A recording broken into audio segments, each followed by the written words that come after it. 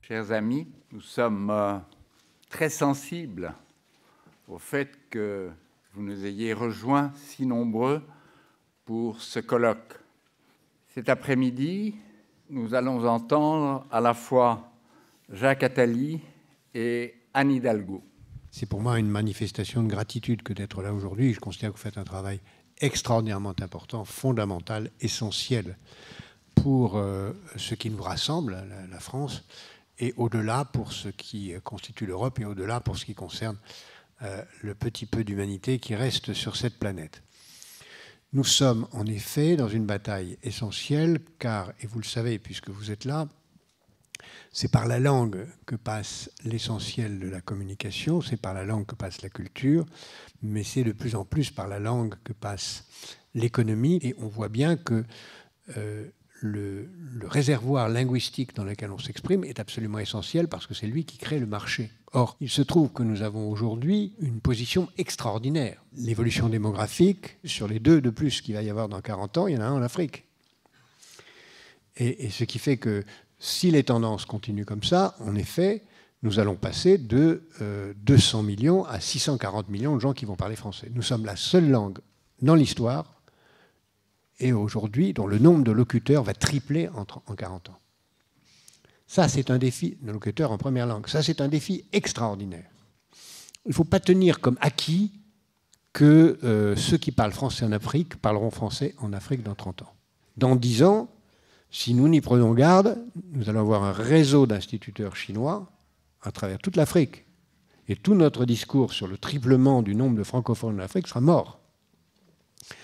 Donc je pense que là, nous avons une bataille très importante. Il faut qu'on concentre nos efforts là-dessus.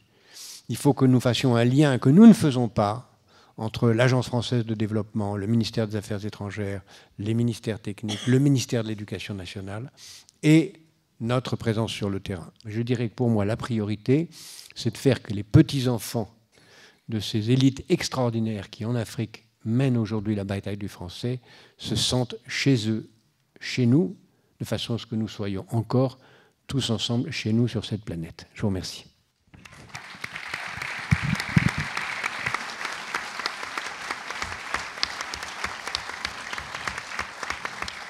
Ces éléments de diagnostic que nous offre cette production artistique et culturelle française est, et je tiens à le dire, pour moi en tant que responsable politique, une source d'inspiration.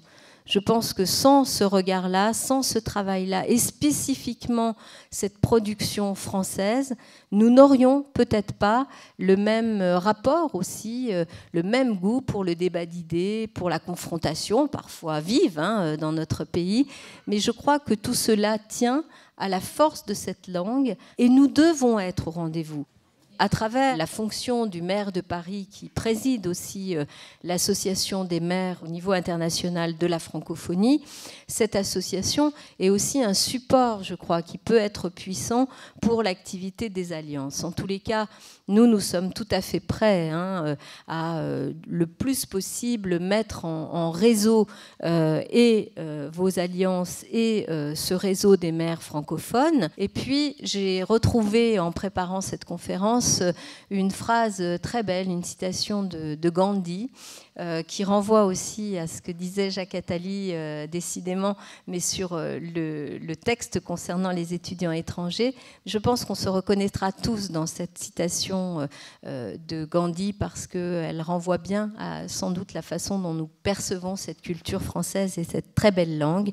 Je ne veux pas que ma maison soit murée de toutes parts, ni mes fenêtres bouchées, mais qui circule librement la brise que m'apportent les cultures de tous les pays. Je vous remercie.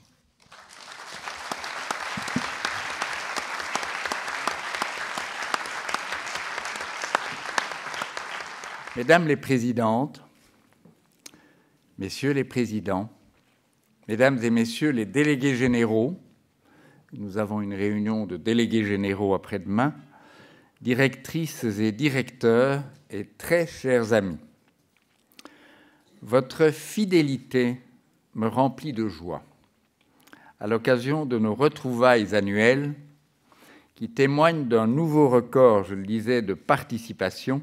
Où nous arrêterons-nous? Vous manifestez la solidité de nos liens avec ce même idéal commun, notre attachement aux valeurs humanistes. Maintenant, plus que jamais, notre idéal, la diversité culturelle, rassemble. Non, nous ne voulons pas de cette uniformisation qui, à travers le monde, suscite partout les mêmes désirs pour promouvoir les mêmes produits. Le choix d'une langue ne sera jamais une obligation, c'est d'abord et toujours un choix du cœur. Partout dans nos alliances, construisons donc chaque jour un monde meilleur et un avenir plus souriant. Je vous remercie de votre attention et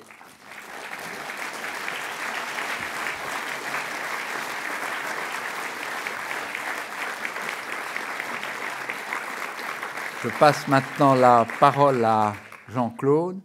Le thème de ce colloque a un peu surpris certains d'entre vous. En fait, il ne s'agissait pas de se demander vers où nous allons.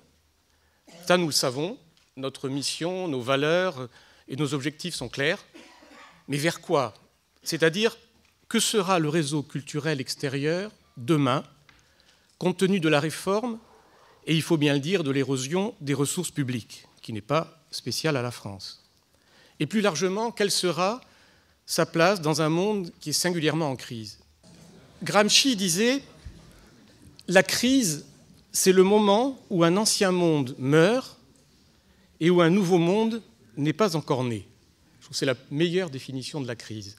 Et vous êtes nombreux à nous exprimer vos inquiétudes sur le terrain et vos problèmes. Il faut les examiner, tâcher d'y porter remède, et ce sera le sujet de la table ronde de demain après-midi. Alors nous avons, ça c'est l'autre volet, c'est que nous avons élargi cette question à celle de notre avenir et au rôle que la culture sera appelée à jouer dans des sociétés inquiètes qui se caractérisent de plus en plus, Jacques Attali le disait, par l'extension du virtuel, du divertissement et de l'actualité. Au dernier recensement, nous avions 872 alliances françaises et 89 centres associés, c'est-à-dire 961 organismes, comme le rappelait le président. Et en comptant les annexes dans les grandes villes, on dépasse le millier. Le nombre d'agents mis à notre disposition par le ministère des Affaires étrangères, 227 expatriés et 93 VI, a été préservé, comme a été préservée en 2010 et en 2011 la précieuse contribution qu'il a apportée à la Fondation, dont la fameuse enveloppe de professionnalisation et celle des délégués généraux. En revanche, les subventions aux alliances françaises dans les postes ont subi en 2010 une très forte diminution, près de 19%, ce qui nous ramènera au débat de demain. Je crois qu'il nous faut en ce moment des professeurs de bonheur. Et Madame du Châtelet en est une. Madame du Châtelet écrit « La première des conditions du bonheur est d'être bien décidé à ce qu'on veut être et à ce qu'on veut faire. Sans cela, on nage perpétuellement dans une mer d'incertitude. On détruit le matin ce qu'on a fait le soir. Il faut avoir des passions pour être heureux, contrairement à ce que disent les moralistes. Ce seraient des passions qu'il faudrait demander à Dieu si on osait lui demander quelque chose. » Et elle aurait certainement fait sien le conseil de Steve Jobs, vous savez, le créateur d'Apple, « Stay hungry, stay foolish ». Soyez insatiable, soyez fou. Et bien c'est ce qu'on va faire. Et dans les prochaines années, on ne va pas s'ennuyer. Et dans 10 ans, 20 ans, je le dis pour que cela soit imprimé, l'Alliance française sera encore plus grande et plus forte qu'aujourd'hui. Est-ce que vous songez parfois à l'audace de nos lointains ancêtres à tous, aux uns et aux autres, à tous ceux qui se sont embarqués sur les grandes jonques de la mer de Chine, sur les caravelles qui franchissaient les détroits, sur les boutres de l'océan Indien, sur la Boudeuse ou sur le Mayflower, sans parler de ceux qui se sont hasardés en pirogue d'île en île dans les immensités du Pacifique. Il nous reste à tous un peu de cet esprit d'aventure dans les gènes. Croyez-moi, nous avons passé le cap des incertitudes, Nous allons à pleine voie, à la pleine mer, et c'est la passion qui gouverne. Merci.